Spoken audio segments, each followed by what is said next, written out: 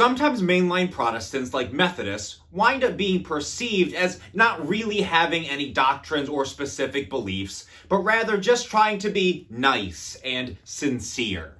But at our core, Methodism, while always focused on fiercely loving our neighbor, values holiness and true kindness far above sincerity and niceness.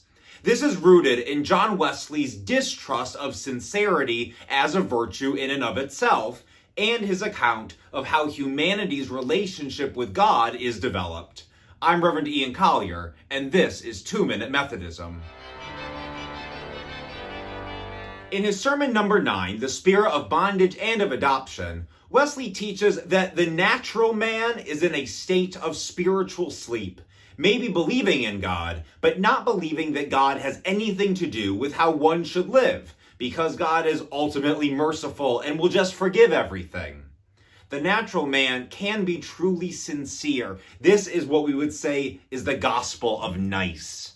But Wesley warns that this state of humanity will continue to sin, enslaved to the devil, but without understanding how imperiled their soul truly is.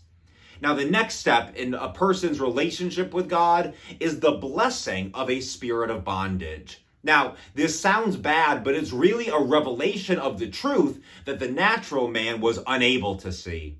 Wesley writes that in this step, a person comes to realize the moral laws of God, and he at last sees the loving, merciful God is also a consuming fire, that he is a just God and terrible, rendering to every man according to his words, entering into judgment with the ungodly for every idle word, yea, and for the imaginations of the heart.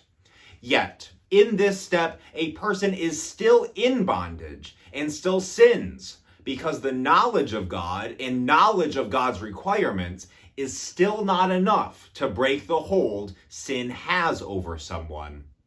Methodists were founded on the desire to move people to the third step, acceptance of God's forgiveness and growth in holiness.